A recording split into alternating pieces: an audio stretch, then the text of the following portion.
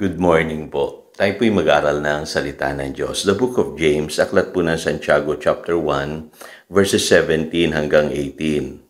Ang lahat ng mabuti at ganap na kaloob ay buhat sa Diyos mula sa Ama na lumikha ng mga tanglaw sa kalangitan. Hindi siya nagbabago o nagpapakita ng bahagyamang pagbabago. Niloob niyang tayo'y maging anak niya sa pamamagitan ng salita ng katotohanan upang tayo'y maging pangunahin higit kaysa lahat ng kanyang mga nilalang. Faith in the goodness of God. Ano po, bakit mahalaga yung manampalataya po tayo na ang Diyos ay mabuti?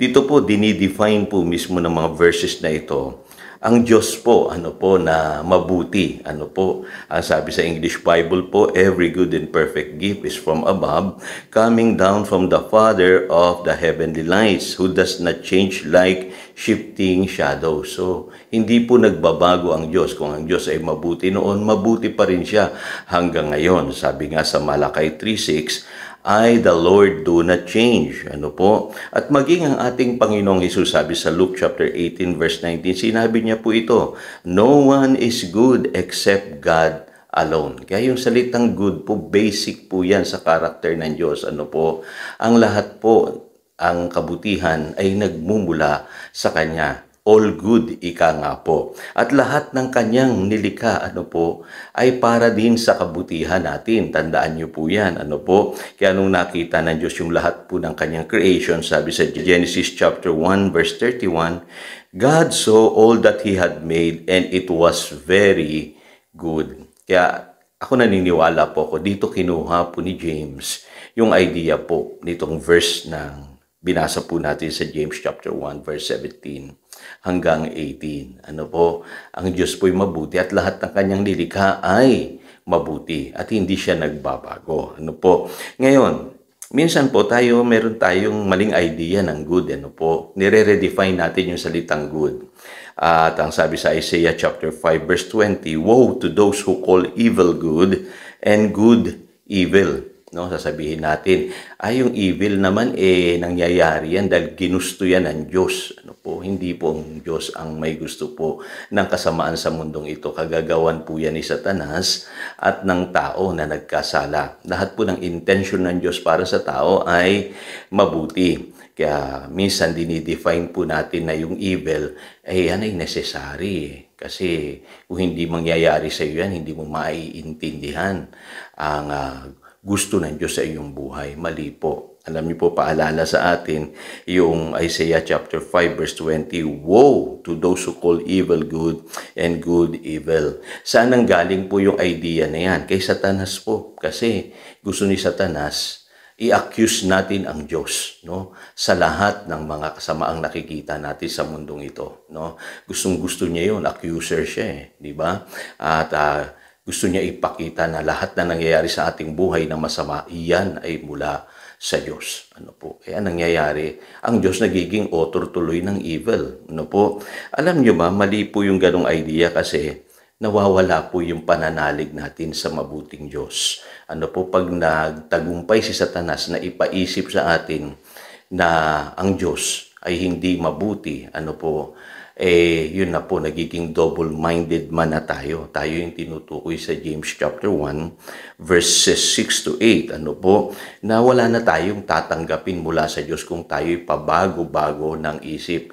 Kailangan stick tayo dun sa katotohanan. Paniwalaan natin na God is good all the time. I hope naintindihan nyo na bakit popular po yung phrase na yan na God is good all the time kasi hindi siya talaga nagbabago. At hindi natin pwedeng ibintang sa Kanya yung kasamaan na nagaganap sa mundong ito. Now, bakit mahalaga yung faith sa kabutihan ng Diyos? Kasi alam niyo po kung pagdududahin tayo ni Satanas, sa kabutihan ng Diyos, doon siya magtatagumpay. Alam niya na hindi na tayo tatanggap mula sa Diyos. Yun sinasabi ng James chapter 1, verses 6 to 8. Ngayon sa 2 Peter chapter 1, verse 3, ito yung pinag-aralan natin yesterday. Sabi po dyan, His divine power has given us everything we need for life and godliness. Pansinin niyo po, yung susunod ng mga words.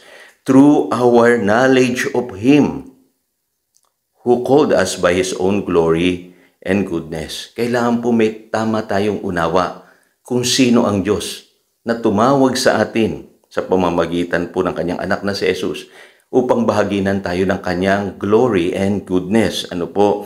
Kasi po, sabi sa Romans chapter 10 verse 17, faith comes by hearing. Kung ano yung napapakinggan natin, dun dumarating ang pananampalataya. Kaya mahalaga meron tayong tamang knowledge of God. Ano po? At hindi po yung knowledge na pinulot lang natin kung saan-saan. Kailangan po nanggaling sa salita ng Diyos. At kailangan mapakinggan natin yung tamang mensahe na God is good. Mabuti ang Diyos, kapatid, sa buhay mo. Ano po? Kaya kung maiintindihan mo lang yan, ano po, regardless of evil that is happening around the world, ano po, God is still good. Lagi niyong tatandaan yan at gusto niyang ibahagi sa atin yung kanyang kabutihan. Now, tignan niyo po, ano? Sa Romans 8:28, sabi diyan, and we know. Dapat alam daw po natin. We should know. No po, maraming believers hindi alam ito eh. No, ipagpipilitan nila na yung nangyayari sa aking kasamaan galing din sa Diyos yan eh. No?